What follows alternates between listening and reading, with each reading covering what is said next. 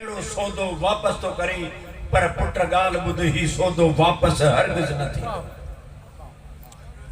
फकीर चवे त न साईं बस एड़ी मुरीदी खां मूं बस कई इहो वज़न मूंखां कोन तो जेको सो खयो थे।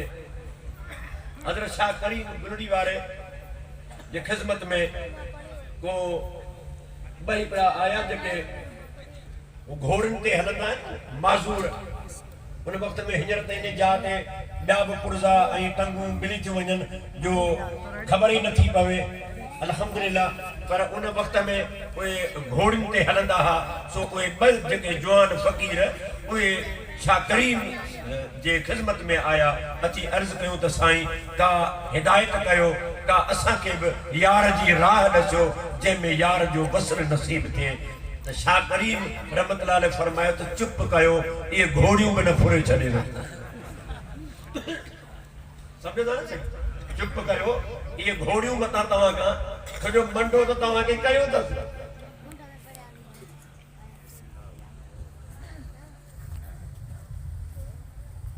टंगू तव्हांजो भञी छॾी अञा इरादो कयो हा त टंगू भॻियूं अथसि थी सघे थो तो तव्हां वरी अॻिते जो सफ़र कंदो त तव्हां खां इहे हलण वारियूं घोड़ियूं बि फुरे छॾे बहितर आहे त इन जे करे तव्हां वञी पंहिंजो अल्लाह अल्लाह कयो वञी शरीर जे बेड़े में वञी चढ़ो हिन राह खे छॾे ॾियो।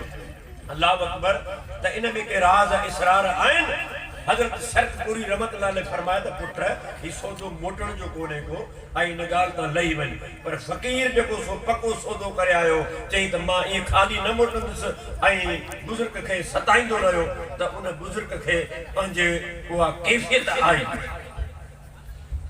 जेका कैफ़ियत आई वजब जी त पाण जेको सो हिन ते चादर खणी उछलियो चादर खणी ऐं उछलियो त फ़क़ीर जे मथां उहा चादर वञी पई।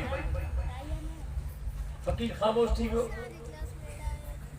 ॿ मिंटनि खां बाद में अची चादर खे हटाए ऐं पंहिंजे मुर्शिद जे कदमनि में अची किरियो अची माफ़ी वरितई त साईं मूं तौबा कई मां इहो सौदो हरगिज़ न मटाईंदुसि। अल्लाह अकबर।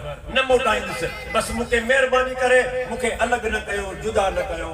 हाय हाय जेके फुकरा ॿिया जेके सोबत वारा वेठा हा उहे ॾिसी हैरत में थी विया हलिया ऐं पुछा कयो अड़े फ़क़ीर तूं त साईं खे परेशान पे कयो त सौदो मोटायां ऐं चादर मथां आई आहे त हाणे वरी तूं रोईंदो तड़पींदो त मूंखे पाण खां जुदा न कयो मामलो छा आहे। चवे थो त अल्लाह जे इज़्ज़त जो कसम आहे जिन मुंहिंजे हादी मूं ते चादर उछली त मां ॾिठो त ॼण मां दुनिया में आहियां कोन को मुंहिंजे कामिल मुर्शिद जो हथ जेको आहे उहो उन जे मुर्शिद जे हथ में आहे उन जो हथ पंहिंजे मुर्शिद में आहे उन जो हथ अॻियां पंहिंजे मुर्शिद में आहे। इहो वेंदे वेंदे पीराने पीर अब्दुल कादिर जीलानी सां वञी टिच थियो मौला अली सां वञी लॻो।